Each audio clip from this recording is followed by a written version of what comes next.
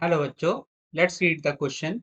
The question says that which one of the following statements for the order of reaction is incorrect?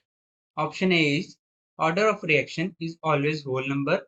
Option B, order can be determined only experimentally. Option C, order is not influenced by stoichiometric coefficient of reactants.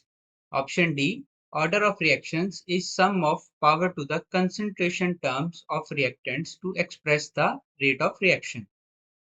इस question को solve करने के लिए जो की concept हम use करेंगे वो है हमारे पास rate law of reaction. Let's say हमारे पास कोई रिएक्शन है जिसमें दो रिएक्टेंट्स A प्लस बी मिलके हमारे पास बना रहे हैं C और इसका रेट हमारे पास आ जाएगा rate is equal to K concentration of A raised to the power X and concentration of B raised to the power Y। और इस रिएक्शन के लिए अगर हमने ऑर्डर फाइंड करना हो तो वो हमारे पास आ जाएगा X प्लस Y। क्वेश्चन में हमसे पूछा गया है इनमें से कौन सी स्टेटमेंट इनकरेक्ट है for order of reaction. Option A है हमारे पास order of reaction is always a whole number और ये स्टेटमेंट हमारे पास फॉल्स है। Why? Because order of reaction हमारे पास कुछ भी हो सकता है। ऑर्डर ऑफ रिएक्शन हमारे पास 1 भी हो सकता है, 2 भी हो सकता है, ये फ्रैक्शंस में भी हमारे पास हो सकता है एंड ये हमारे पास 0 भी हो सकता है।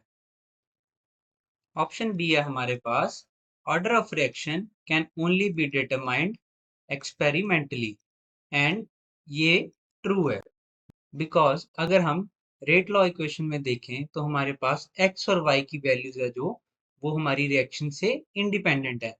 हमारे पास रिएक्शन क्या थी a plus B gives c और यहाँ पे हमारे पास कोई भी x या फिर y नहीं है। That means it doesn't depend on the reaction, it can only be observed experimentally. Option C है हमारा order of reaction is not affected by stoichiometric coefficients. अगर हम रेट लॉ में देखें तो अगर स्टोकियोमेट्रिक कोफिशिएंट हम कुछ भी चेंज भी कर दें तो हमारे पास ऑर्डर ऑफ रिएक्शन में कोई भी चेंज नहीं आता। So it doesn't depend on stoichiometric coefficients of reaction.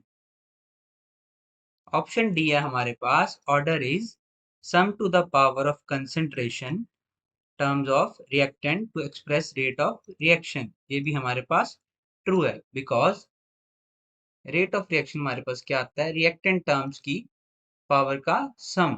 सो इनमें से जो इनकरेक्ट स्टेटमेंट है वो है हमारे पास option A. So the final answer here is option A. Hope you understood it well. Best of luck.